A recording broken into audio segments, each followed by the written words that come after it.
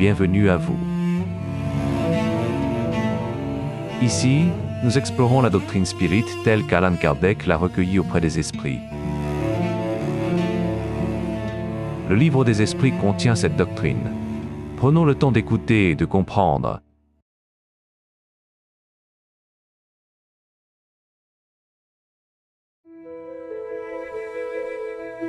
Dans le livre des esprits d'Allan Kardec, livre 1, chapitre 2, section Esprit et matière, nous découvrons comment les esprits supérieurs décrivent les deux principes fondamentaux de l'univers.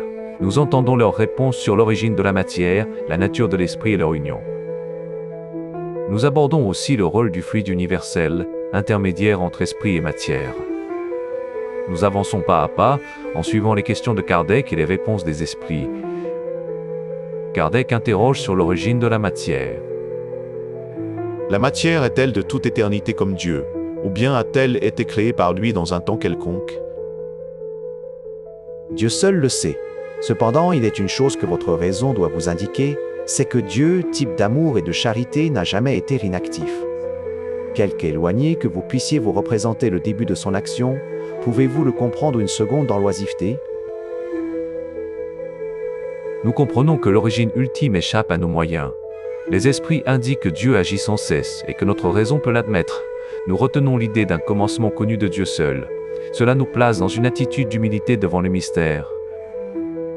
Vient ensuite la question du sens du mot matière et de sa définition. On définit généralement la matière, ce qui a de l'étendue, ce qui peut faire impression sur nos sens, ce qui est impénétrable. Ces définitions sont-elles exactes? À votre point de vue, cela est exact, parce que vous ne parlez que d'après ce que vous connaissez, mais la matière existe à des états qui vous sont inconnus. Elle peut être, par exemple, tellement éthérée et subtile qu'elle ne fasse aucune impression sur vos sens. Cependant, c'est toujours de la matière, mais pour vous, ce n'en serait pas. Quelle définition pouvez-vous donner de la matière? La matière est le lien qui enchaîne l'esprit. C'est l'instrument qui le sert et sur lequel, en même temps, il exerce son action. Les esprits élargissent notre vision de la matière à des états qui dépassent nos sens. Ils soulignent sa fonction d'instrument. Nous voyons la matière comme moyen d'action de l'esprit. Cela oriente notre regard vers l'usage plutôt que vers l'apparence. Kardec demande alors ce qu'est l'esprit et comment le concevoir. Qu'est-ce que l'esprit? Le principe intelligent de l'univers. Quelle est la nature intime de l'esprit?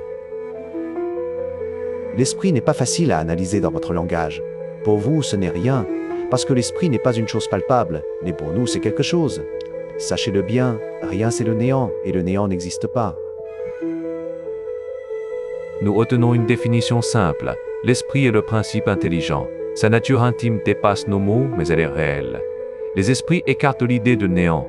Nous apprenons à reconnaître une réalité subtile, non sensible, mais effective. La relation entre esprit et matière est ensuite précisée. L'esprit est-il indépendant de la matière? Ou n'en est-il qu'une propriété, comme les couleurs sont des propriétés de la lumière et le son une propriété de l'air? L'un et l'autre sont distincts, mais il faut l'union et de l'esprit et de la matière pour intelligenter la matière.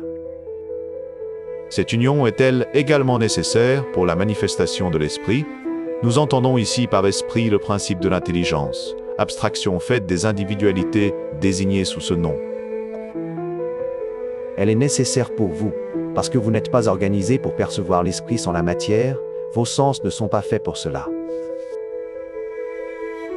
Nous comprenons que l'esprit et la matière sont distincts, mais que leur union rend la matière intelligible pour nous. La manifestation accessible à nos sens suppose un support matériel. Nous voyons la limite de notre organisation actuelle. Cette limite n'altère pas la réalité de l'esprit, elle conditionne seulement notre perception.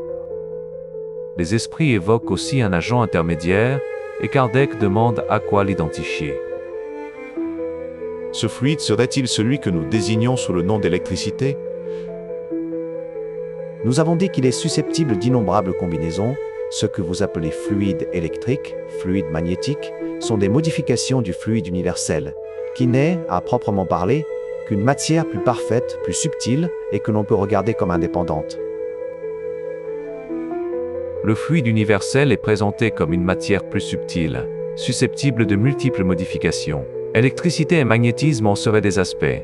Cet agent explique l'action de l'esprit sur la matière. Cela nous aide à comprendre une médiation entre les deux principes. Enfin, Kardec interroge la meilleure manière de nommer ces éléments. Puisque l'esprit est lui-même quelque chose, ne serait-il pas plus exact et moins sujet à confusion de désigner ces deux éléments généraux par les mots matière inerte et matière intelligente? Les mots nous apportent peu. C'est à vous de formuler votre langage de manière à vous entendre. Vos disputes viennent presque toujours de ce que vous ne vous entendez pas sur les mots, parce que votre langage est incomplet pour les choses qui ne frappent pas vos sens.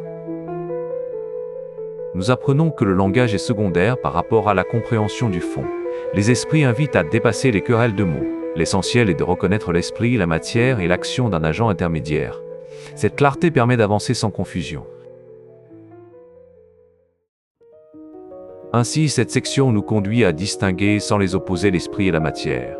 Nous comprenons que l'esprit est principe intelligent, que la matière est instrument et que la manifestation dépend de notre condition. Nous découvrons l'idée d'un fluide universel comme médiation utile pour expliquer des phénomènes subtils. Nous voyons enfin que la précision des mots n'a de sens que si elle sert la compréhension commune. Ainsi, les esprits nous rappellent que la portée de ces notions est pratique, elle éclaire notre manière de percevoir le monde et de situer notre expérience. C'est ainsi que nous pouvons envisager l'unité de l'œuvre divine au-delà des apparences sensibles. Ainsi parlent les esprits pour éclairer notre marche vers la compréhension.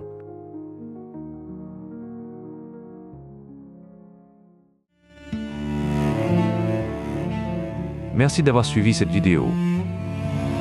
Si ce contenu vous a plu, pensez à vous abonner ou à laisser un commentaire.